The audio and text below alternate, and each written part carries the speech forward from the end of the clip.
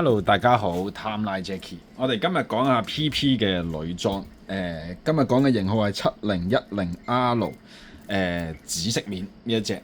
咁呢隻錶咧有咩特別呢？呢隻錶就特別再犀利啦，佢係一隻石英錶。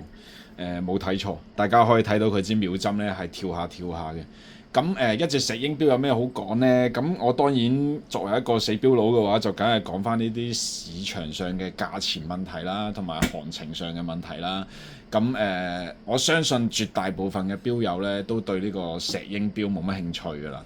咁但係咧喺女裝錶嘅市場上咧，其實都唔係多，一年我諗5隻10隻之內唔會話超過多咯。我作為一間錶鋪啦，招呼嘅客嚟到計啦，咁其他錶鋪我就唔知啦。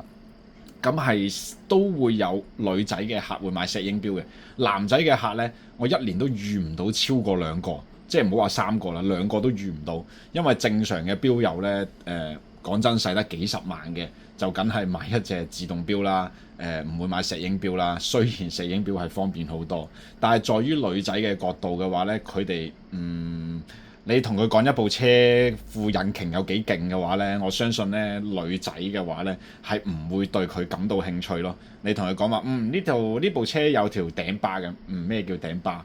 擺到明係支鐵通喎，咁佢哋會係咁樣諗咯。所以石英錶同埋自動錶呢，不嬲喺女性市場嚟講嘅話呢，唔係一個重點咯。喺佢哋嘅角度，喺女仔嘅角度，我唔係歧視女仔唔識得欣賞個機芯啊，只不過係佢哋唔係好買嘅機芯咯。咁就咁樣啦。咁呢一隻咧7010R咧，佢係一隻石英錶啦。咁呢隻石英錶係幾錢呢？而家市場嘅價錢咧大概 around 40零萬啦。跟住之後聽到嘅錶友一定會打個突啦！哇，頂啊！40零萬買一隻石英錶係咪傻咗啊？咁但係佢係一隻 PP 嘅石英錶咯。咁當然呢隻錶就冇乜嘢好講啦，除咗個外觀同埋啲石咁啲石按粒稱嘅話都唔值錢㗎啦。但係佢係一隻金嘅殼啦。咁40零萬公價，我印象中係好似係30萬出頭嘅。咁都係超緊公價嘅。就算而家個行情係有幾咁差都好啦，依然都會有超公價嘅錶出現嘅。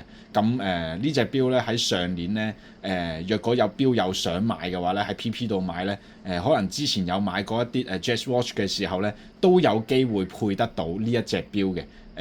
嗰陣時都唔係超得犀利嘅。咁今年咧就真係叫做難買啦，即係又未去到一錶難求啦。當然但係就係相應地係難買咗好多，咪時都唔會而家市場嘅 market price 會去到over 40啦，係咪先？咁有興趣嘅錶友嘅話咧，都可以留意下啦。咁我一般都唔會 prefer任何嘅錶友去買呢一隻錶㗎啦，因為我就比較傳統嘅，我就中意自動錶，我就唔係好中意石英錶嘅。咁若果有興趣嘅，咁先至去買咯。女仔就冇乜所謂嘅，因為你都知道咁多年以嚟有幾咁多嗰啲網紅款啊，嗰啲㗎啦，佢哋都係睇個外形優先啊。例如好 hit 嘅7118啊、1200R 啊嗰啲啦，即係白色啊、斑馬紋啊嗰啲，咁佢哋會比較中意呢一類型嘅錶款啦。咁有興趣嘅錶友可以睇下咯。咁呢隻錶講真就真係冇乜嘢好講㗎啦。佢純粹一隻石英錶。咁你睇翻呢一隻錶貴唔貴呢？講真係真係貴嘅，我覺得。但係咧，你睇翻AP 啦，AP 亦都有相應嘅石英錶啦。我唔記得咗係7幾啦，專即係28mm 左右啦。咁都要去到成50萬嘅。咁石英錶嘅市場咧，就係另一個世界嚟㗎啦。完全冇呢個性價比可言，係純粹以呢個外觀為優先。各類型嘅 AP 啊、PP 啊都會有佢嘅石英錶嘅，而唔知點解我都唔知啦。我作為一個錶佬，石英錶不嬲都係有一定嘅受歡迎程度啦。AP 嘅嗰一隻呢，我印象中好似係唔知粉紅色面定係紫色面啦，諸如此類嗰啲面啦，都係一錶難求嘅嗰一隻嘢，都係難買嘅。咁如果有興趣買呢啲石英錶嘅錶友啦、女仔啦，因為我睇翻個頻道原來都有女仔會睇嘅。聽我一句勸導啦，辛苦自己少少學下點樣校時間。如果去到成40幾50萬嘅話呢，我會 prefer 佢哋買翻一隻自動錶啦。咁當然我而家有貨喺度嘅時候，我作為一個比較有少少良心嘅死錶佬，咁我都唔會 prefer 人哋去買一隻石英錶嘅，就算我有貨都好。咁盡量買得到嘅就盡量買自動錶。一來個價錢係會真係保值好多，二來個承接力亦都會好好多，容易轉售好多。跟住之後，錶友亦都會話啦，唉，死錶佬你又喺度講價錢啦。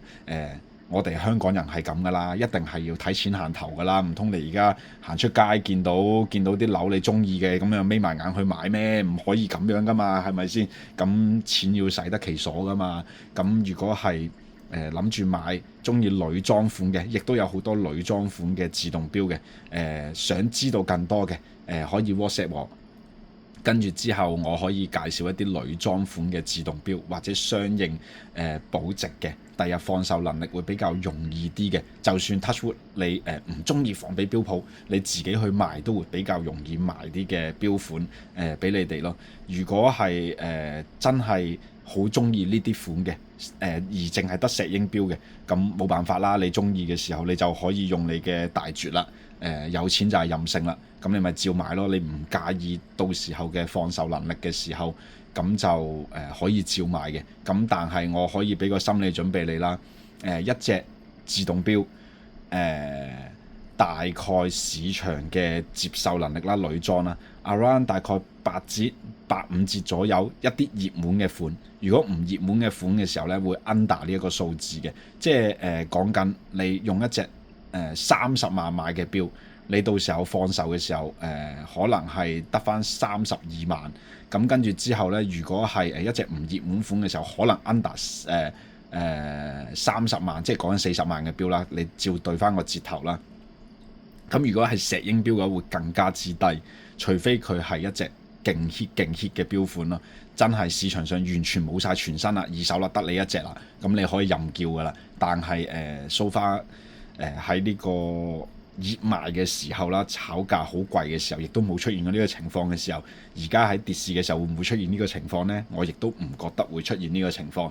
咁變咗石英錶嗰個接受，即係嗰個承接能力就會更加之弱咯。咁所以我先至唔會建議大家會去買一隻石英錶。咁如果係真係考慮嘅，咁我先再推介你哋買其他款啦。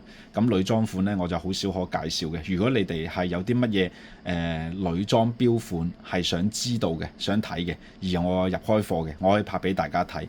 或者有啲女錶友嘅係想知道更加之多嘅女裝款嘅，可以WhatsApp 問我啦，又或者問翻你哋相熟嘅錶鋪啦，都可以嘅。我相信大家都專業嘅，都可以介紹到好多比較 hit 啊，又比較保值啊嘅女裝款俾大家嘅。希望今集可以幫到大家啦。